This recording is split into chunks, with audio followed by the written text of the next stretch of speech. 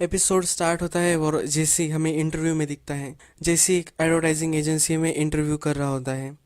उसे sales position के लिए जॉब चाहिए होता है, पर वो जो इंटरव्यू उसका ले रहा होता है वो उसे बोलता है कि एक एडवर्टाइजिंग जैसा जॉब है। तो वो कर्टन ओपन करता है और उसे एक जोकर जैसा एक आदमी दिखाता है। तुम्हें ये जॉब करना पड़ेगा। जैसे वहाँ से निकल जाता है, जैसे जब वहाँ से निकल जा रहा होता है तो वो जोकर जैसा आदमी उसके पीछे भागता है। वो उसका एक फ्रेंड होता है, उसका नाम बैजर होता है। तो एक दूसरे के लाइफ में क्या चल रहा है इसके बारे में बात करते हैं। बैजर उससे पूछता है कि क्या वो अभी भी मैथ कुक कर रहा है। जैसे उसको बताता है कि मेरा प्रीवियस पार्टनर अब ये काम नहीं कर रहा, तो मैंने ये छोड़ दिया है, और वो सूडो भी मुझे अभी नहीं मिल पा रहा। सूडो एक मटेरियल होता है जो उनको लगता है मैथ बनाने के लिए। तो बैजर उसको बोलता है अगर तुम्हें सूडो की प्रॉब्लम होगी तो मैं बहुत सारा अवेलेबल करके दे सकता हूँ। हम पार्टनर अप भी कर सकते हैं। बैजर वहाँ से निकल जाता है क्योंकि उसका ब्रेक पीरियड ख़त्म हो जाता है। नेक्स्ट सीन में वॉल्टर और स्काइलर एक फ्रेंड के बर्थडे पर जा रहे होते हैं। वॉल्टर वहाँ जाने पे कतराता है। वो जो अपने फ्रेंड के लिए जो गिफ्ट लेता है वो भी उसे उतना कॉन्फिडेंस नहीं रहता कि ये अच्छा गिफ्ट है भी या नहीं। तो वॉल्टर उसे लेकर भी ज़रा परेशान रहता है। वहाँ जाकर वो बहुत बड़े बड़े गिफ्ट्स देखता है और उसका छोटा सा गिफ्ट वो देखकर ज़रा हेसिटेट करता है। उसका फ्रेंड इलियट और उसकी वाइफ ग्रेचन उन दोनों को वेलकम करते हैं। ग्रेचन वही लड़की है जो वॉल्टर के एज यंग सीन में हमें दिखाई गई थी सेकंड एपिसोड में, जब वो बॉडी एलिमेंट्स ब्लैक बोर्ड पर लिख रहा होता है। वॉल्टर का फ्रेंड अब अच्छा सा एक साइंटिस्ट बन चुका होता है। तो वो वॉल्टर जब उसके घर में जाता है तो वो सब उसकी चीज़ें देखने लगता है। वॉल्टर जब बाहर फिर से पार्टी में आता है तब एलियट के कलीग्स वॉल्टर को फिर से बुला लेते हैं और उनके ग्रुप में वो डिस्कस करते हैं कि वॉल्टर कितना ब्रिलियंट था। यहाँ हमें पता चलता है कि इलियट और वॉल्टर दोनों साथ काम करते थे और वॉल्टर भी एक साइंटिस्ट हुआ करता था। अब वो सिर्फ एक स्कूल टीचर है तो उसे ज़रा गिल्टी महसूस होता है उस क्राउड में। पार्टी में नेक्स्ट इवेंट होता है कि जिसमें इलियट सब गिफ्ट्स को खोल रहा होता है। तभी उसे वॉल्टर का गिफ्ट मिल जाता है और वो जब उसे ओपन करता है तो उसे बहुत खुशी होती है क्योंकि उन्होंने वही एक प्रेट्जल्स या कुछ होता है उसका पैकेट वॉल्टर ने उसे गिफ्ट दिया होता रहता है। तो वो जो गिफ्ट होता है वो उसको अपने कॉलेज डेज की याद दिला देता है। वो जब रूममेट थे और उस पर ही गुजारा करते थे। वो आकर वॉल्टर को गले लगा लेता है। फिर इलियट और वॉल्टर काउच पे बैठकर गप्पे मारते दिखते हैं। जब उनको थोड़ी देर हो जाती है बात करते करते, तब इलियट वॉल्टर को एक ऑफर देता है। इलियट बोलता है कि आओ हम मेरी कंपनी में आकर तुम कुछ काम कर सकते हो। और फिर बोलते बोलते ये भी बोल जाता है कि हमारा हेल्थ बेनिफिट बहुत अच्छा है। तो वॉल्टर को पता चल जाता है कि स्काइलर ने कुछ इलियट को बता दिया और इसलिए इलियट एक चैरिटी कर रहा है और उसको एक जॉब दे रहा है। वॉल्टर इस पे गुस्सा हो जाता है और वो पार्टी से निकल जाता है।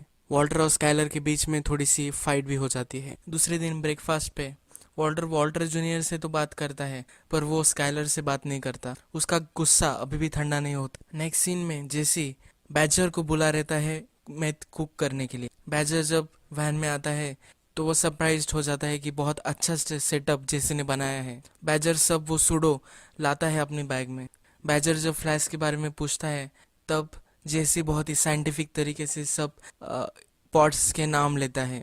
जैसे अब बहुत साइंटिफिक तरीके से फिर से मैथ कुक करना चाहता है। तो वो निकल पड़ते हैं डेजर्ट को। डेजर्ट में जब वो आते हैं तो वो बैच कुक करना स्टार्ट कर देते। जब जेसी और वॉल्टर कुक कर रहे थे तब जेसी जैसा केयरफ्री था वैसा ही बैजर भी ज़रा केयरफ्री होता है, केयरलेस होता है। पूरा दिन उनको लग जाता है वो मैथ कुक करने के लिए। जब मॉर्निंग में मैथ कुक हो जाता है और जैसे उसे देखता है तो वो पूरी तरह से सेटिस्फाइड नहीं होता। पर बैजर को बहुत ही बढ़िया लगता है वो मैथ। जैसे उसे उठाकर बाहर फेंक देता। जैसे को कस्टमर को कोई बैड क्वालिटी नहीं देनी होती। नेक्स्ट हमें दिखता है वॉल्टर जूनियर अपने दो फ्रेंड्स के साथ एक शॉप के बाहर। उन्हें उस शॉप से बियर चाहिए होती है और वो किसी ऐसे आदमी को ढूंढ रहे होते हैं जो जिसके पास आईडी हो और वो 21+ हो, जिससे वो पैसे देकर बियर खरीद सके। उसके फ्रेंड्स वॉल्टर जूनियर को भेजते हैं क्योंकि उसके पास क्लचेस होते हैं और कोई उसके रहम खाकर उसे बियर दे देगा। तो जब एक आदमी को वो पूछता है तो वो एक पुलिस ऑफिसर निकल जाता है। वो पुलिस ऑफिसर वॉल्टर जूनियर को अपने डैड को कॉल करने को बोलता है पर वॉल्टर जूनियर हैंक को कॉल करता है। हैंक उसे बोलता है कि तुम्हारे डैड को कैसा लगेगा कि तुमने मुझे कॉल किया, उनको नहीं। हैंक उसको घर ले आता है। जब हैंक उसे घर लाता है तब मरी स्काइलर के पास ही बैठी हुई। हैंक स्काइलर को समझाने की कोशिश करता है कि इस उम्र में बच्चे ऐसा करते ही हैं, प्लीज ये सब वॉल्टर को मत बताना।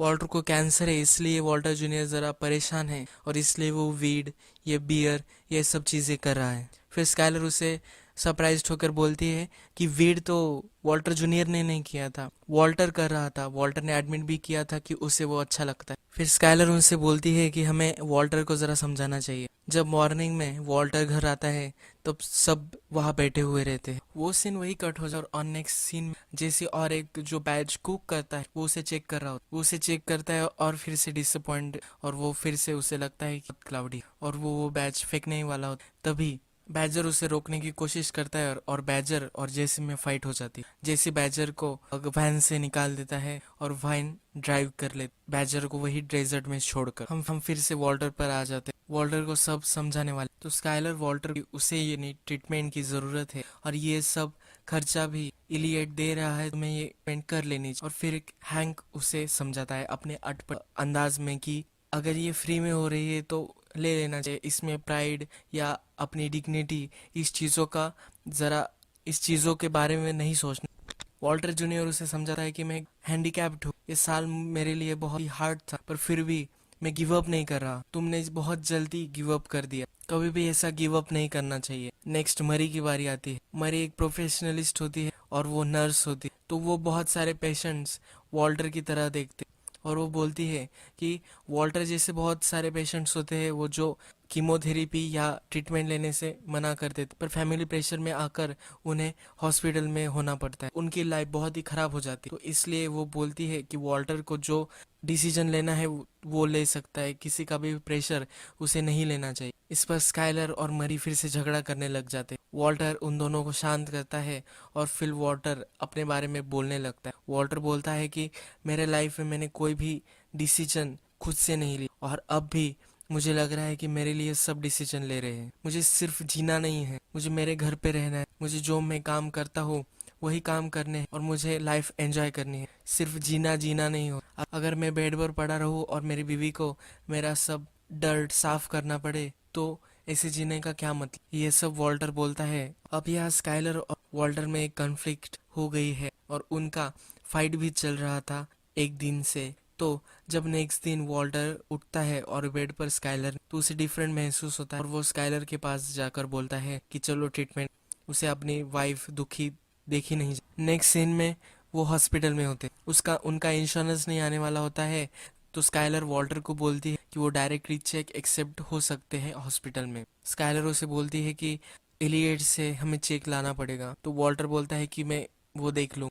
नेक्स्ट सीन में जब वॉल्टर गाड़ी में बैठा हुआ होता है तभी उसको ग्लेचन का कॉल आता है। उसे इलियट से पता चलता है, इलियट मतलब उसका हस्बैंड, उसके हस्बैंड से उसे पता चलता है कि वॉल्टर कैंसर है। तो वो बोलती है कि जो पैसे हम तुम्हें ट्रीटमेंट के लिए देने वाले हैं वो तुम्हारे ही है, क्योंकि हमारी कंपनी में भी नाम तुम्हारे ही है। वो उस वॉल्टर को बोलती है कि जो पैसे हम, वो तुम्हारे ही है, जो हमारे कंपनी में जो नाम है वो भी तुम्हारा ही है, हम जो भी है वो सिर्फ तुम्हारे वजह से है। उसके बाद वो बोलती है कि क्या तुम हम दोनों की वजह से पैसे नहीं ले, मतलब वो वॉल्टर और उसके रिलेशन को रेफर करती है। वॉल्टर इनकार करके थैंक यू बोलकर फोन रख देता है। वॉल्टर जेसी के घर पहुंच जाता है और उससे पूछता है कि क्या कुक करे। तो यहाँ एपिसोड 5th एंड हो और एक फीलिंग आती है कि अब ब्रेकिंग बैड में एक फन स्टार्ट होने वाला।